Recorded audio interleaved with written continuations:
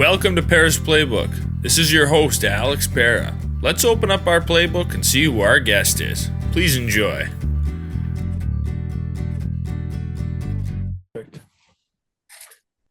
Welcome to episode 179 of Pera's Playbook. Today we're joined by Billy Rowe, a guitarist for Jetboy and currently with Buckcherry. It's 2 episodes in a row. We've got some rock and rollers on. Last episode we had legendary guitarist Steve Lynch of Autograph, and now we've got Billy here. Happy to have you here. How's it going? Good. How you doing? I'm doing great. I'm a big Buckcherry fan and fan of music and rock in general. So happy to pick your ear for a little bit here. Mm-hmm. Um, might as well start, kind of go back in time to your youth, a few concerts that you saw that I can just imagine would be awesome concerts. You saw Kiss and Cheap Trick in 77 and Yeah. AC/DC and Van Halen in 78.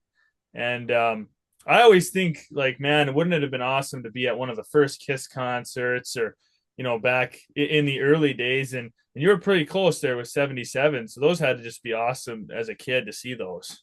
Oh yeah, that was huge. That was definitely a huge Kiss fan, and that was the mid '70s, my generation. That was basically it. That just sucked you into the whole rock and roll world, you know. So I Want You to Want Me, Cheap Trick, that came out in 77. Was that before or after you saw them in concert? Do you remember if they I played think that? yeah, that would that yeah, 70. I saw him. It was actually the day Elvis died. Oh, wow. So it was kind of historical. What was that August 17th, 77, right? Yeah. I remember they dedicated, rock and roll all night to the king of rock and roll. Paul Stanley did. Yeah. Um, but I was turned on to Cheap Trick that day. I didn't know who Cheap Trick was until I went to see Kiss, and this band Cheap Trick was supporting it, supporting them. Right. And after that, I went out and I want to. Heaven Tonight came out in '78, so I mean this was August, so it was the end of '77. So I don't remember if I got In Color or Heaven Tonight first. So.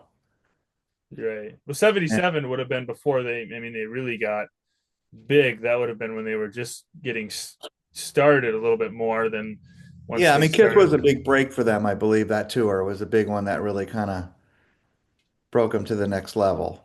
Right. Because everybody knew Kiss. I mean, like, like Well, they yeah, always started their, 77. That was the year. 77 and 78 for Kiss was like yeah.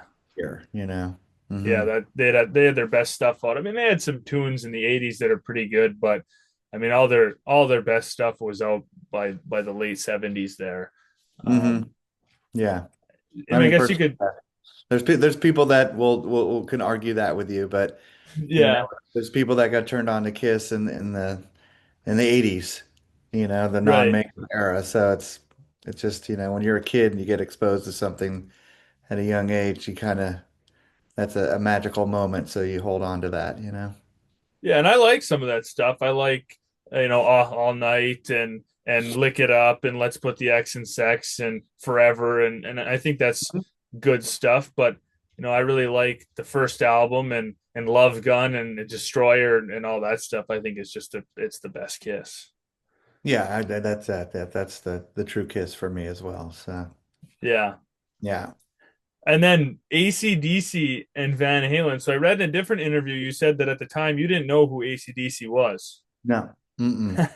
No, I grew up in the Bay Area. Growing up in the San Francisco Bay Area.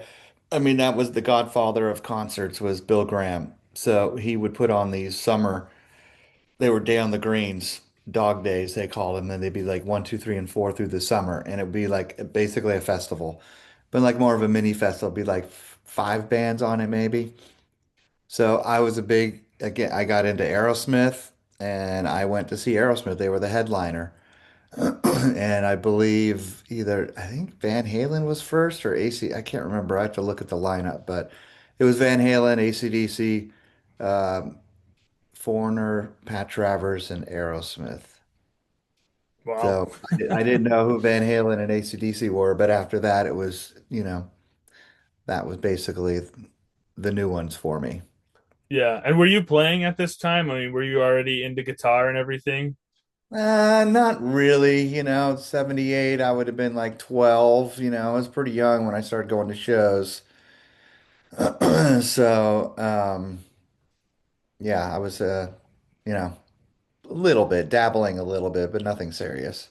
It Would was you say, pretty soon after that, though. yeah, I was gonna say, would you say all this type of music is what really got you into guitar then? Yeah, I would say by like seventh grade, I was a little more into it.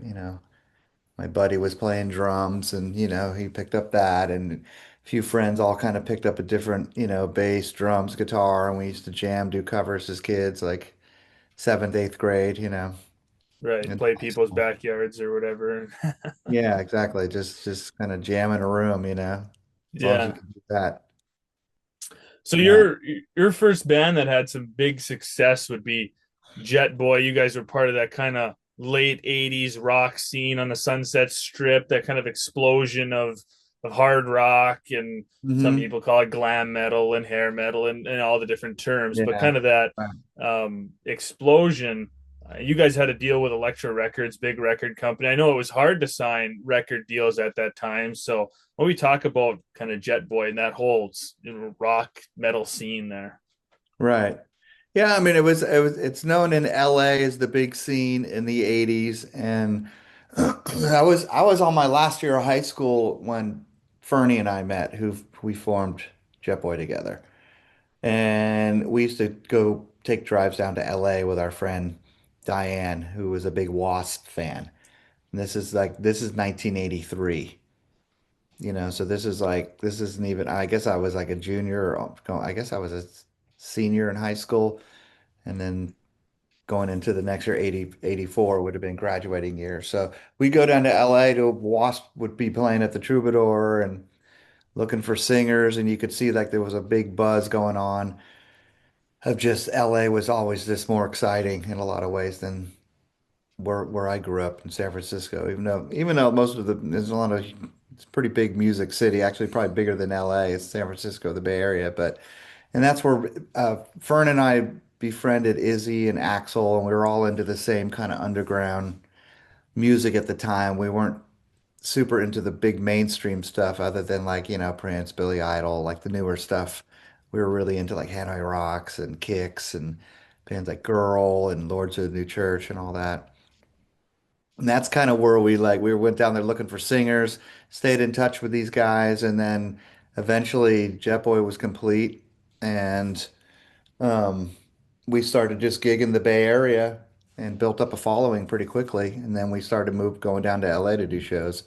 And that's when we really, it really clicked for us is because the movement that was going on there. Motley Crue was big, Rat was big, but now you have this new movement of like, this would have been like 85, 86. So it's like, it's really early to mid 80s.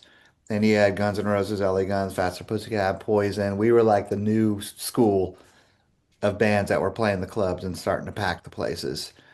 And lo and behold, years later, people are still falling over this stuff. It's just pretty amazing.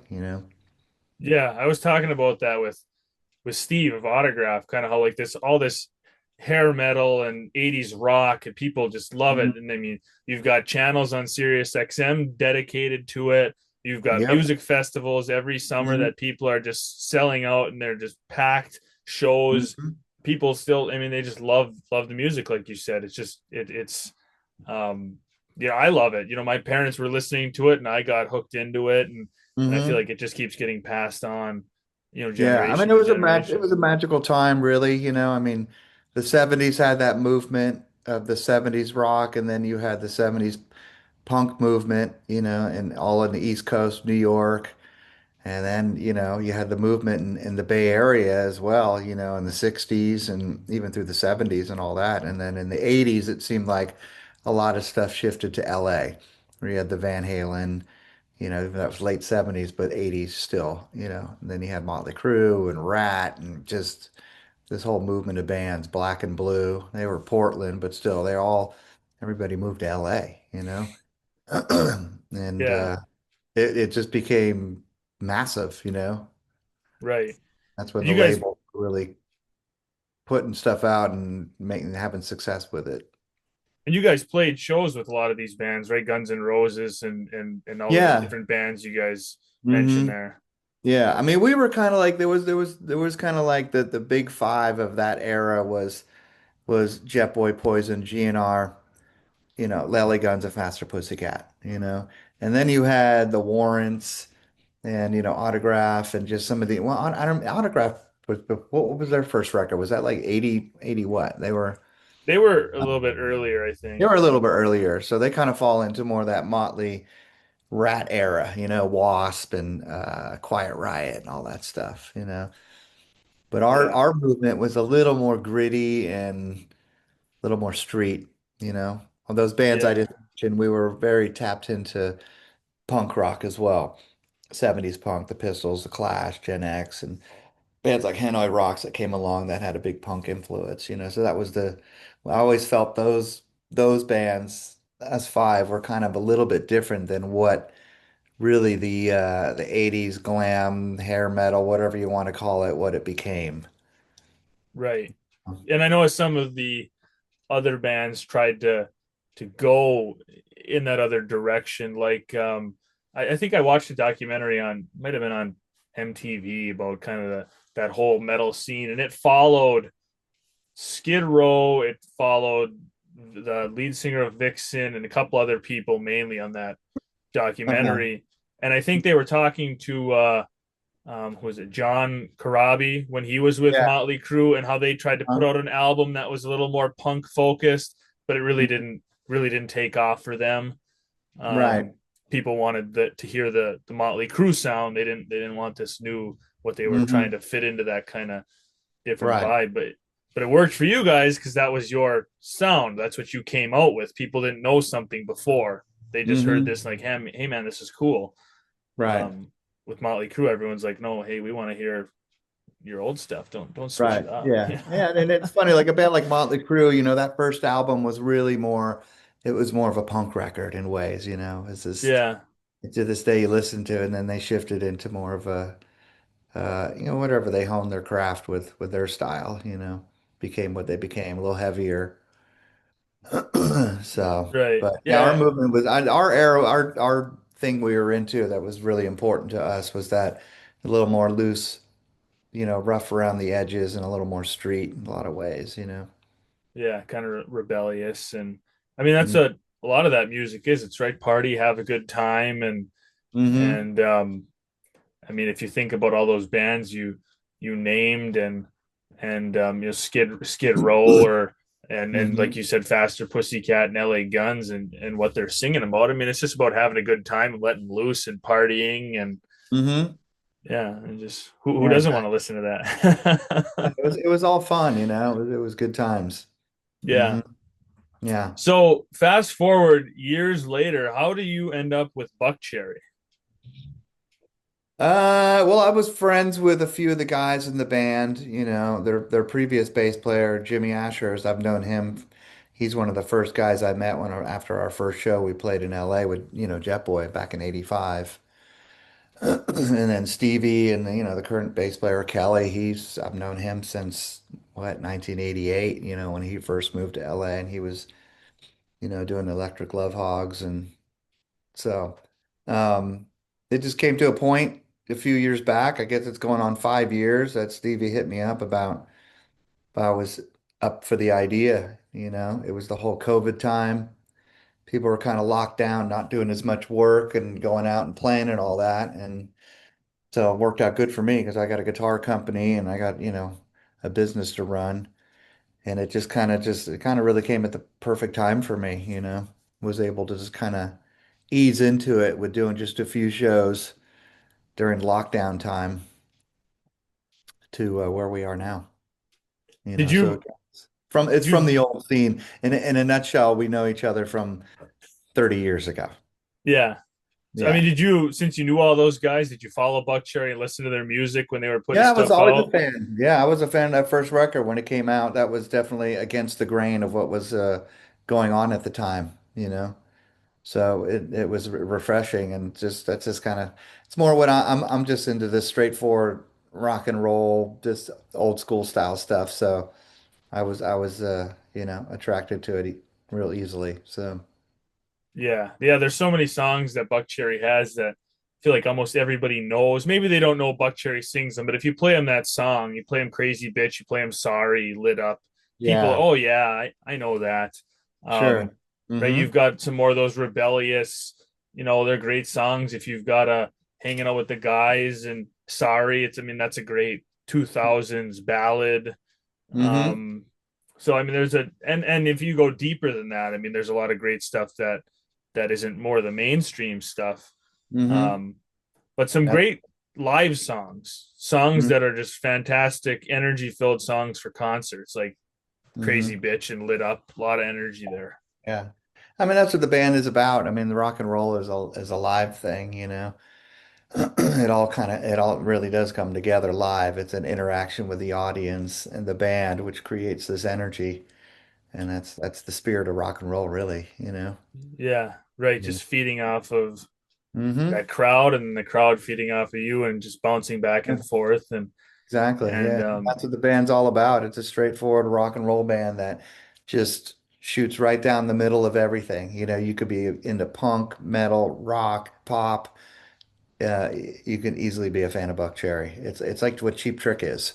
Cheap Trick right. attracts all styles, all likes of people with who listen to different stuff, and everybody. You can't go wrong with Cheap Trick. And they're just great songs. Yeah, for sure. I saw you guys, I think that was last spring with Skid Row at the Hmm. Epic Event Center in Green Bay. And Uh-huh. it was a great show. I like that venue because it's a smaller venue. Um, we got pretty close to the stage. Uh-huh. On the Skid Row side of things, we were one of the last people to get to see Eric because then he had his health crisis and I'm sure Right. it would have been cool to see Lizzie Hale, but Eric had such a great vocal range. He was Yeah. fantastic stage presence. Skid Row put on a Hmm. on a good show, and Sure. then you guys for sure. I Hmm. think I think Crazy Bitch, that might be one of the best songs I've seen live. Just Yeah. talking about that energy and Josh just going crazy and going Uh-huh. faster and faster and faster and just Hmm. it was an awesome show. Yeah, that's the good live version of that song that goes on for a bit, but it's full of energy. Yeah, it's crazy how he does that for like 8 minutes just without Hmm. losing his energy. Yeah. Night after night too. Just Yeah, yeah. yeah, Yeah. Sign of a great front man, you know. yeah. No, exactly. Because I mean, you can go to a concert and a band, and it's just like, man, that wasn't a good show. Hmm. they didn't perform. There was no stage presence. They weren't energetic. Hmm. Um, and I don't think I've been to any of those concerts. I've been to a lot of rock concerts, and I feel like I always, most of the time, I've come out like, man, that was a really good show. Hmm. I like bands that have obviously, like you said, an energetic front man. Right. And I think Josh does a good job of that. Absolutely. He's going crazy, which is what the fans want, right? To get crazy music, they don't want to go there and see, um, Neil Diamond, right? They want to go there and they want to see some guy going crazy, ripping his shirt off, throwing it into the crowd, and Yeah, it's that energy. It's that high energy rock and roll, you know. People, you know, they get off on it, you know. yeah. So how Hmm. does that It up. work? Like you guys in Skid Row, like how do you end up touring together? I mean, do they say, "Hey, we're having a tour. You guys want to pair up?" I mean, do you Yeah, guys? well, there's a lot of that, but definitely with that band, you know, we all had a relationship with them at some point, you know. I go way back with the three original guys back to the 80s. I've known them since like what, 88, 89. You know, we've been hanging out since then. So Yeah, back in the Jetboy days, we were, you know, pretty good buds back then. So it just all lined up perfect, you know. It was right. It was a good bill to put together, and everybody's schedule worked to make it happen. yeah. Two bands that really complement each other. Two types of music that really complemented Hmm. each other. Um, I feel like actually before, I was going more for Skid Row and kind of the only Buckcherry songs I probably knew were Lit Up and Crazy Bitch and Sorry. And then I started diving deeper into the catalog before the Uh-huh. show. Like I gotta listen. And and that's what kind of really hooked me. And then seeing you guys live, once I Right. saw it, I was like, man, I feel like Mhm. that's another thing. If you see a concert live, you become a bigger fan of the band if it's a good Yeah, show. exactly. Yeah. I mean, I know a guy who's a big he plays he's bought a few of my guitars, my brand, Rock and Roll Relics, and he came to see Skid Row and then he put it all together that I was in Buckcherry and all that. But and I've become friends with the guy now and he goes, he's a huge rock fan. And he goes, I honestly didn't know what to think. I know Buckcherry, I know Crazy Bitch and Sorry and Lit Up, but he wrote it off as just that Crazy Bitch song and he's now a massive fan. He dove deep into the catalog and he realized, he's like, wow, I've been missing something all these years. So I mean, that's a good thing. I love hearing that somebody that came for another the other band, and then I know the other, the opening act or whatever you want to, the supporting act. It was a co-headlining, however you want to word it, but and then they, their whole thing shifts and they become this fan. That's the whole idea of that, and probably vice versa for bands that people who come to see Buckcherry who are like, Skid Row, whatever. I know who they are, but never really saw them, and they become a fan of theirs as well. So Yeah, no, definitely. And that's happened to I love me that. multiple times. Like I saw Slaughter and Great White together, Hmm. and I kind of knew Slaughter more for just Up All Night and a handful of those songs. But then I was like, wow, like they Yeah, really have a lot of good songs. sure. Um, so yeah, Yeah. no, I think you're totally right. But yeah, especially with the Buckcherry.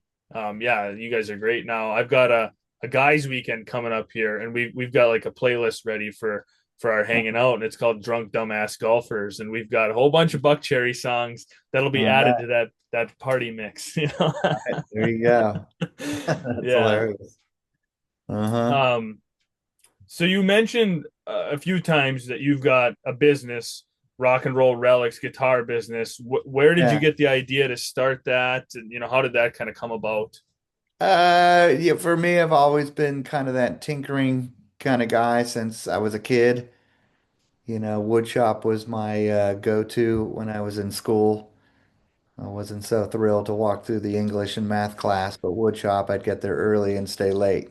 So that was just my thing. I built a guitar in high school, and just as things went on after Jetboy fell apart after our first run in the original run, the original era. I just, I was always in the guitars. And then here comes the internet. And I just started putting some parts guitars together. I saw there was this movement starting of these like aged, distressed guitars of smaller guys just kind of do it in their garage. And I just kind of gave it a run, was into it, started selling some stuff, and one thing led to another. And it just basically, you know, became what it is. Yeah, that's So, cool. yeah. So, Hmm. like, what do you specialize in? Would you say you have a specialty with certain types of guitars? I mean, do you do acoustic and electric and I mean everything or? No, we just do electric. I mean, I started off on more like the bolt-on style guitars, which would be like, the Fender stuff. But for me personally, I was always more like a set neck, Gretsch Gibson type guy. So I started going into that direction. And now we just have, our own designs. Got a couple classic with pretty much like one classic design now, but it's all moved into our own thing, you know. So again, it just kind of like it's almost like what happened in the 70s with especially with Strats, I mean Eddie Van Halen changed the game of that, of becoming the hot rod Strat, and then Yeah, just completely changed the industry and it's like that's where it is now. Like the whole boutique world of what I do. It's like all these companies I remember from amps to pedals. We were all this small guys working out of our garage, and it became this thing, and it was really just kind of reinventing what we grew up on from stuff in the 70s and 80s, which kind of fell to the wayside, and the market just exploded. It's like there's small boutique builders of everything, pickups, guitars, basses, amps, pedals. It's just even hardware like bridges and stuff like that. It's pretty awesome. And it yeah, kind of really is like the main part of the industry now. You got the big hard hitters of the big companies still out there, but the smaller ones like what I do, they're not far behind. Yeah. So do you have like a crew or like a staff of Yeah, people that I'm in I started it all in a garage in a family home I lived in for years. Now I'm down in LA and I got a shop. I got four guys. We OEM another brand, Friedman guitars, which he's mainly an amp builder and pedals and stuff, but it's basically it's a brand now, Friedman amps, but he does guitars and we build those actually OEM for them. So it's 50/50. We those and then my brand. So I got four guys, 9 to 5 in the shop. So and and then myself. when you're not touring, is that your main focus? Yeah, I'm there all day. That's where I just came from. I'll go right back and that's what I'm doing. Packing orders up and getting this paint booth. I do a lot of painting. So Yeah, that's still awesome. I'm still very hands-on, but I'm not doing most of the builds as in the final assemblies and stuff like that, but it's Yeah. more the finish work and things, and then of course running it. Yeah. Right. Right. Yeah. So what about Buckcherry? What's next for? I mean, we talked about all the classics, but I mean, you guys have still been putting out music in recent years, and you have Yeah, more stuff on there's a deck. new one coming out. New album's coming out. I think it's June 13th. Roar Like Okay. Thunder. So it's the third album that I've been involved with since I've been in the band. And there's what is there, three songs out already? Three, I think two or three. I think three. Now three songs are out right now that you could stream. And then the full release is coming out June 13th on vinyl and CD and the whole bit. We just did a run with Steel Panther, just got back from doing a month in Canada. And now we're just going down to we're doing fly dates and the starting this weekend, just one show a weekend for up through the beginning of July. And then we'll go out for a run in July, ending in Vegas with the residency with the Scorpions. Oh wow, Yeah. that'll be sweet. Yeah, yeah. So you guys stay pretty busy. Yeah, the band definitely stays busy. Yeah. I mean that's the key. Yeah. So, hmm Totally different now. I mean, you're talking about releasing records and I mean, I know back in the day, my parents talked about how people would line up at the record shop and wait to get the new Yeah. record and hmm and now it's more people will stay up till midnight and wait till Spotify when it drops and then That's right. they stream it Yeah. right then and there. Yeah, yeah. I mean, it's the same thing. It's just a different format, Yeah. right? You're just at your fingertips with Spotify and Apple or whatever, where you can get that released the minute it's goes live at midnight or whatever. But before you would wait in line, you go buy your tickets. You'd have to wait in line to get tickets. The big shows would sell out quick, so some people would sleep, like overnight for days to wait in line, knowing tickets were going to go on sale. Yeah. Hmm Yeah, it's totally. Is there a way you think is, I mean, the experience, obviously, I'm sure of waiting in line, people probably have some fun. I mean, I guess you could look at it both ways, right? Some people are probably got sick and tired of waiting, but there's probably some people that had a great time waiting in line for the record with their buddies or, Yeah, I mean that was, back then you had nothing, you didn't have what we have now to compare to. So it's what it was. That's just like how things were done. But there was, it was an organic and a lot of it was like going to a show early and hanging out in the parking lot with your friends and then going in and buying the merch and the program and then seeing the show. The whole thing's an experience. So yeah, if you're into a band enough, waiting in line to get a ticket and then waiting in line to get into the show, it's all part of it. yeah, right. That's I think it's great. Yeah, no, for sure. The Um, the more that goes on, the better for everything. You become invested in that band yeah, you love or the bands, artist, however you want to say it. totally. Hmm So how often do you guys write? Like now that you've got an album coming out, I mean, will you, if somebody gets a good idea in the band, you'll start writing again, or are you gonna wait a And I while? think I mean, everybody who's into writing music will always kind of do that no matter what's going on, whether it just sits on your hard drive today or in your your Pro Tools or Logic program, or if something's coming up, so. But with bands nowadays, I mean, if they know they're going to be doing a release, you kind of get into writing mode and kind of start to focus. So Yeah. like it was in the 70s. I mean, Kiss was great at that. They would do 2 albums a year.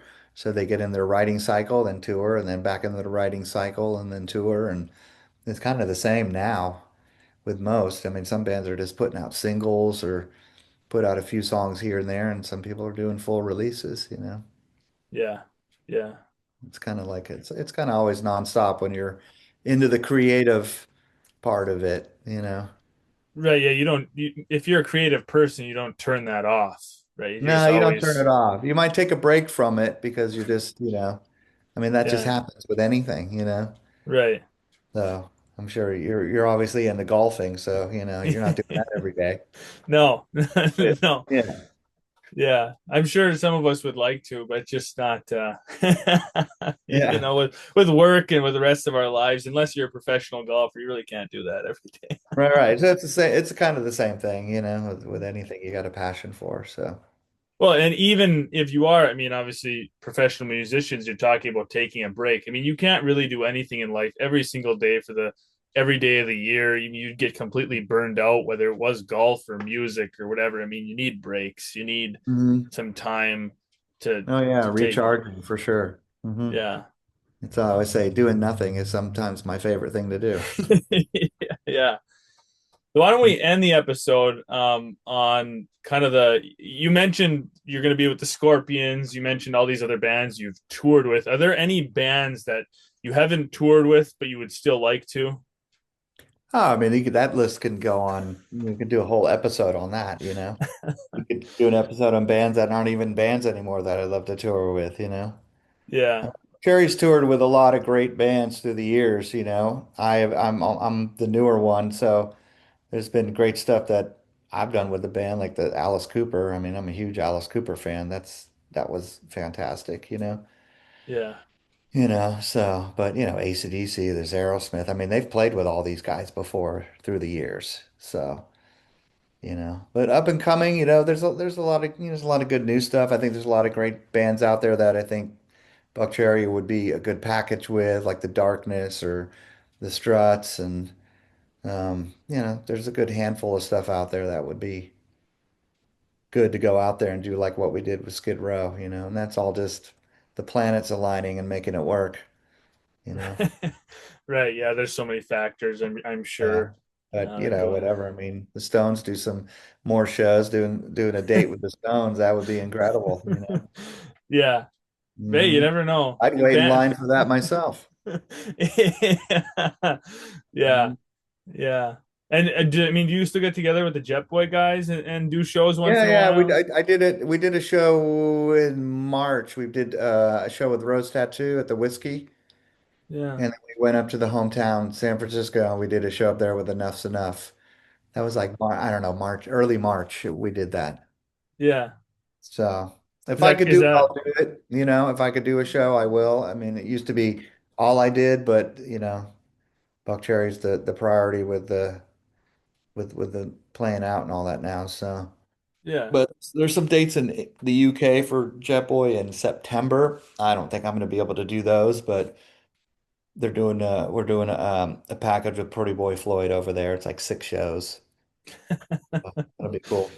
Yeah. Yeah. No, you're naming all the great bands from the Mhm. Pretty Boy Floyd and Enough's Enough, and but it's still cool that even though you're devoted to Buckcherry now, every once in a while you still play some shows with them. I think that's Yeah, yeah. neat.